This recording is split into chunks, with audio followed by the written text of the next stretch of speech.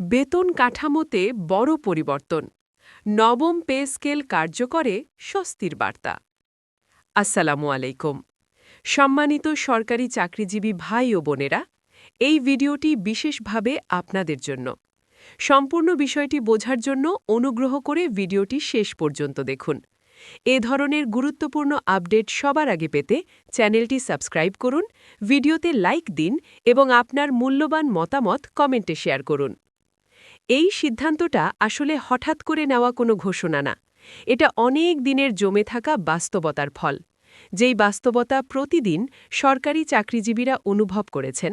বাজারে গেলে, বাসা ভাড়া দিতে গেলে, সন্তানের স্কুল ফি দিতে গেলে কিংবা চিকিৎসার বিল হাতে নিয়ে দাঁড়ালে।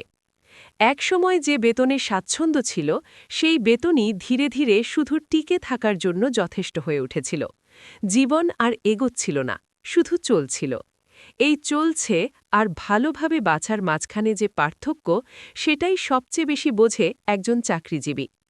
নবম পে স্কেল কার্যকর হওয়ার খবরটা তাই শুধু একটা অর্থনৈতিক সিদ্ধান্ত নয়, এটা মানসিকভাবে একটা বড় মোড়। কারণ দীর্ঘদিন ধরে মানুষ ভাবতে শুরু করেছিল, আমাদের কথা কি কেউ শুনছে? গেজেট পাশ হওয়া মানে এই প্রশ্নটার একটা পরিষ্কার উত্তর, শোনা হয়েছে, দেরিতে হলেও শোনা হয়েছে। সরকারি চাকরি মানে অনেকের চোখে শুধু নিরাপত্তা, কিন্তু যারা ভেতরে আছেন তারা জানেন এই নিরাপত্তার বিনিময়ে কত দায়িত্ব, কত চাপ, কত সীমাবদ্ধতা নিতে হয়। নির্দিষ্ট সময়, নির্দিষ্ট নিয়ম, নির্দিষ্ট আচরণ সবকিছুর মধ্যে থেকে কাজ করতে হয়। এই কাঠামোর ভেতরে থেকে জীবন চালাতে গেলে ন্যায্য পারিশ্রমিক শুধু দাবি নয়, প্রয়োজন। নবম পে স্কেল সেই প্রয়োজনের স্বীকৃতি। এখানে একটা বিষয় পরিষ্কার করে বলা দরকার, এই পে স্কেল কোনো বিলাসিতা তৈরি করার জন্য না। এটা এমন একটা কাঠামো যাতে একজন চাকরিজীবী মাস শেষে দাঁড়িয়ে ভাবতে পারেন, হিসাবটা মিলছে। এই হিসাব মেলাটাই অনেক বড় অর্জন। অনেকেই বলবেন, আগে তো অষ্টম পে স্কেলও ছিল, কিন্তু বাস্তবতা হল অষ্টম পে স্কেল যে সময়ে নির্ধারিত হয়েছিল, তখনকার বাজার আর আজকের বাজার এক নয়। তখন যেটা যুক্তিসঙ্গত ছিল, সময়ের সাথে সেটা অপ্রতুল হয়ে পড়েছে। এই পরিবর্তনটা স্বীকার করাই নবম পে স্কেলের মূল ভিত্তি। এই সিদ্ধান্তের আরেকটা বড় দিক হল গ্রেড ভিত্তিক ভারসাম্য। দীর্ঘদিন ধরে নিচের দিকের গ্রেডগুলো সবচেয়ে বেশি চাপে ছিল। কাজের দায়িত্ব কমেনি, কিন্তু বেতনের সক্ষমতা সেই দায়িত্ব বহন করার মতো ছিল না।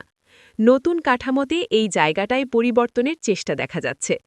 এটা নিখুঁত কিনা সেই আলোচনা পরে হতে পারে, কিন্তু পরিবর্তনের ইচ্ছাটাই এখানে সবচেয়ে গুরুত্বপূর্ণ। পেনশনভোগীদের কথাও আলাদা করে বলা দরকার। যারা জীবনের বড় একটা সময় রাষ্ট্রকে দিয়েছেন, তাদের অবসরের পর জীবন যেন কষ্টের না হয়, এটা শুধু মানবিক দায়িত্ব না, রাষ্ট্রের দায়িত্ব। নবম পে স্কেলের প্রভাব যখন পেনশনে পড়বে, তখন এই মানুষগুলোর জীবনে বাস্তব পরিবর্তন আসবে। অনেকেই প্রশ্ন করছেন, এটা কি শুধু নির্বাচনের আগে একটা সিদ্ধান্ত? প্রশ্নটা আসবে, সেটাই স্বাভাবিক। কিন্তু বাস্তবতা হল, যেই সিদ্ধান্ত গেজেটে যায় সেটার পেছনে বাজেট, প্রশাসনিক প্রস্তুতি আর আইনি প্রক্রিয়া থাকে। এগুলো রাতারাতি হয় না। এই সিদ্ধান্ত অনেক আগেই প্রস্তুতির পর্যায়ে ছিল। সময় এসেছে এখন। সরকারি চাকরিজীবীরা শুধু কর্মচারী নন, তারা পুরো রাষ্ট্রযন্ত্রের ভিত। শিক্ষা ব্যবস্থা, স্বাস্থ্যসেবা, প্রশাসন সবকিছুর ভিত এই মানুষগুলো। তাদের জীবনমান উন্নত না হলে রাষ্ট্রের কাঠামো দুর্বল হয়। নবম পে স্কেল কার্যকর হওয়া মানে এই ভিতটাকে একটু শক্ত করা। আরেকটা গুরুত্বপূর্ণ দিক হল ভবিষ্যৎ প্রজন্ম।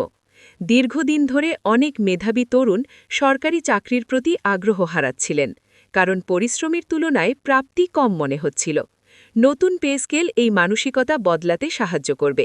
এটা শুধু আজকের চাকরিজীবীদের জন্য না, এটা আগামী দিনের প্রশাসনের জন্য বিনিয়োগ। এখানে একটা সতর্কতার কথাও বলা জরুরি। এই সময়ে সবচেয়ে বড় শত্রু হল গুজব। কে কত বাড়তি পাবে, কবে পাবে, কার গ্রেড বদলাবে, এইসব নিয়ে ভুল তথ্য খুব দ্রুত ছড়ায়। এতে প্রত্যাশা অযথা বাড়ে আর হতাশাও দ্রুত আসে। তাই এই মুহূর্তে আবেগের চেয়ে তথ্য বেশি দরকার। অফিসিয়াল নির্দেশনা, প্রজ্ঞাপন, গেজেট এইগুলোর ওপর ভিত্তি করেই কথা বলা উচিত। নবম পে স্কেল নিয়ে যে স্বস্তিটা এসেছে, সেটাকে ধরে রাখতে হলে সচেতন থাকা জরুরি। কারণ অধিকার পাওয়ার মতোই অধিকার রক্ষা করাও গুরুত্বপূর্ণ। এই সিদ্ধান্তের প্রভাব ধীরে ধীরে দেখা যাবে, একদিনে সব বদলে যাবে না, কিন্তু দিকটা বদলেছে, এই কথাটাই সবচেয়ে গুরুত্বপূর্ণ। আজ অনেক পরিবার নতুন করে ভবিষ্যৎ নিয়ে ভাবছে। কেউ ভাবছে সন্তানের পড়াশোনার পরিকল্পনা, কেউ ভাবছে পুরনো দেনা শোধের কথা, কেউ ভাবছে একটি সঞ্চয়ের কথা। এই ভাবনাগুলোই প্রমাণ করে এই সিদ্ধান্ত কাগজে আটকে নেই। নবম পে স্কেল কার্যকর হওয়া মানে রাষ্ট্র আর কর্মচারীর মধ্যে একটা নতুন বোঝাপড়া। এই বোঝাপড়া যত শক্ত হবে, ততই লাভবান হবে দেশ। এই পথ এখানেই শেষ নয়, সামনে আরও আলোচনা আসবে, আরও দাবি আসবে। কিন্তু আজকের এই সিদ্ধান্তটা একটা ভিত্তি তৈরি করেছে। অনেক দিন পর সরকারি চাকরিজীবীরা একটা খবর শুনে শুধু অবাক হননি, স্বস্তি পেয়েছেন। এই স্বস্তিটাই আসল অর্জন। নবম পে স্কেল এখন আর শোনা কথা না, এটা লিখিত, অনুমোদিত বাস্তবতা। আর এই বাস্তবতা ধীরে ধীরে জীবনে প্রভাব ফেলবেই। এই সিদ্ধান্তের পর একটা বিষয় খুব স্পষ্ট হয়ে গেছে। সরকারি চাকরিজীবীদের নিয়ে আর আগের মতো অবহেলার জায়গা নেই, কারণ দীর্ঘদিন ধরে যে চাপটা নীরবে জমছিল, সেটা আর উপেক্ষা করার মতো পর্যায়ে ছিল না। এই বাস্তবতা বোঝার কারণেই নবম পে স্কেল আজ বাস্তবতার পথে। অনেকেই বলেন সরকারি চাকরি মানেই নিশ্চিন্ত জীবন, কিন্তু যারা ভেতরে আছেন তারা জানেন এই নিশ্চিন্ততার ভেতরে কত হিসাব, কত সীমাবদ্ধতা, কত না বলা কষ্ট থাকে।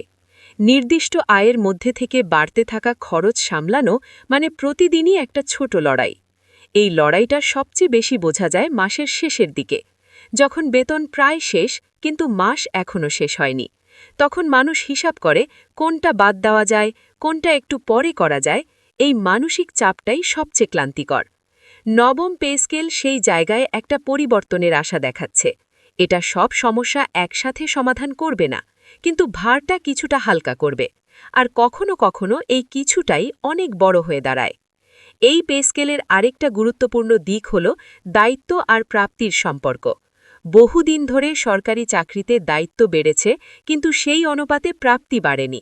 প্রযুক্তি এসেছে, কাজের পরিমাণ বেড়েছে, জবাবদিহি বেড়েছে, কিন্তু বেতন কাঠামো সেই গতিতে বদলায়নি। নবম পে স্কেল এই অসমতাটা কিছুটা হলেও স্বীকার করেছে। এখানে একটা সামাজিক দিকও আছে। সরকারি চাকরিজীবীরা সমাজে একটা উদাহরণ।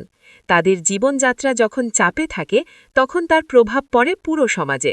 নতুন প্রজন্ম তখন ভাবে, পরিশ্রম করেও যদি সম্মানজনক জীবন না পাওয়া যায়, তাহলে সেই পথে যাওয়ার মানে কি?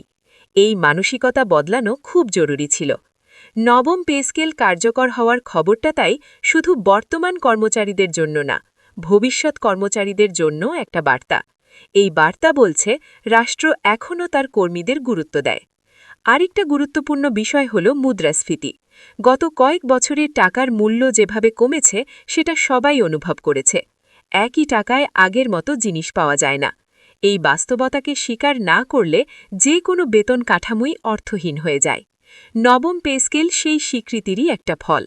এখন অনেকেই জানতে চাইছেন বাস্তবায়ন কতটা দ্রুত হবে।